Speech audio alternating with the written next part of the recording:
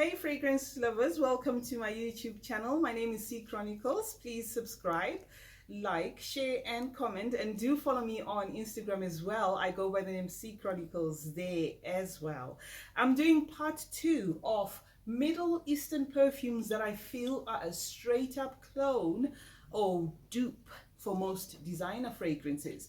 I've lost the box for this one, but I'm going to be reviewing this one. It's called Romantic by the house Asdaaf. Comes in a black bottle, like you can see, with the pink cap. When I saw this for the first time, I was confused. I didn't know what this was about, because if you have a bottle like this, it looks, to me, this looks ultra male, and then there's the pink cap. So I thought, okay, fine. Since they're saying it's unisex, I'll buy it and discover what this is about. This is a bouquet of flowers, full stop. It's a white floral, it's creamy. There is incense in here, amber. I smell something that smells like the bark of a tree. You know, when like tree cutters are cutting a tree, there's that smell that, you know, comes off naturally from the tree trunk or something like that. It's coming out of here. I don't know what to call it. And I think there's some hyacinth as well. This is what my nose can detect. The opening, when I sprayed it the first time, there's a leathery burst, a burst of leather in here. So anyway, going back to the question, the part 2, I said, are you a fragrance lover and would you like to know about some of the bang-on clones or dupes for popular designer fragrances? That was my question. So definitely what it means is you want to know what this fragrance is a clone of. Do you remember Cacharel? Is it? Cacharel, I think that's the designer house. The fragrance Anais Anais. This is it. This is what they were working on.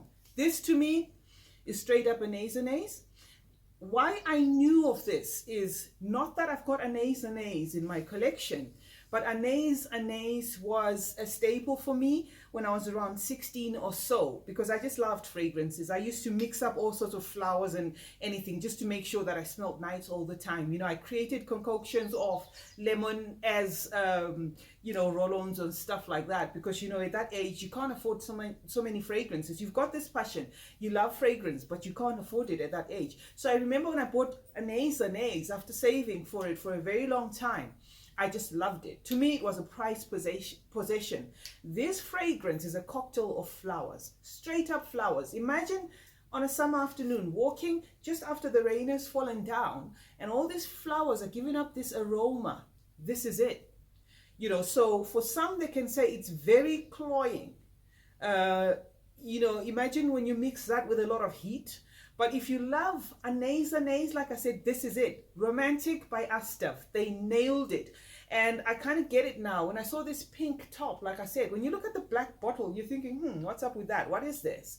You know, and then the pink top combined together kind of suggests that this is a girly fragrance. So in terms of age,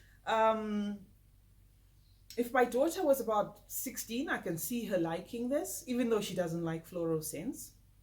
Because this one's a bit, she loves floral scents, but not like when it's in your face, straight up floral. You know, she'd love a floral scent with a touch of something. This is just flowers, straight up flowers, sandalwood, there's incense here, roses in here, potpourri, I think. Yeah, potpourri, yeah. And this you can get for a fraction of the price. Like I said, you know, if you love fragrances like myself, I've learned from the Middle Eastern perfumes not to judge.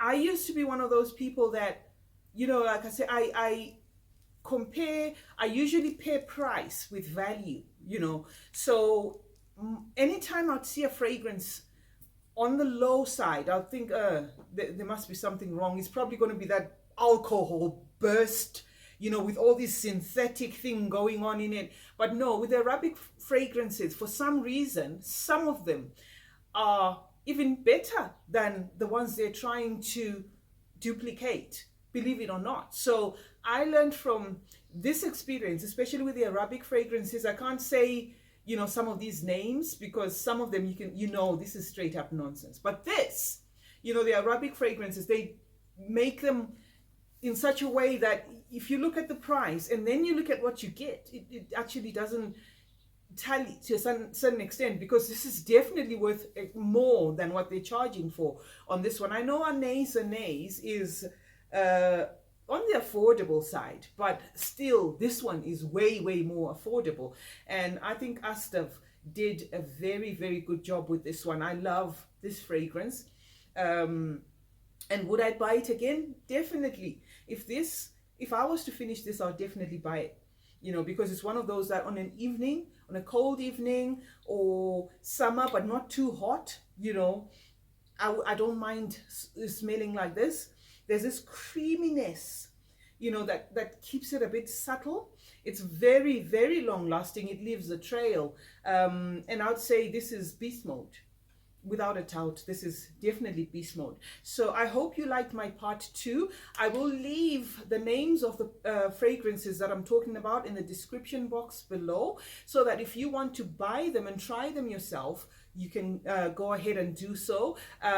Most of the fragrances that I put here, if you don't find them on those usual sites, you definitely find them off Souk or Amazon AE, because that's where you find most of the Middle Eastern fragrances that are new releases, not so common, not so popular. That's where I pick up some of mine, and I pick up some of them again from my local perfume distributor here, because they know I'm into perfume. So anytime they have a new perfume that they think I might like, they always give me a call, and I buy it off there. But all I can say is, take my word for it, I am a fragrance lover, and I will tell you that these fragrances are just up there. You know, they're not, if you look at them and the price and the, you know, you might think, well, what's this about? But try them.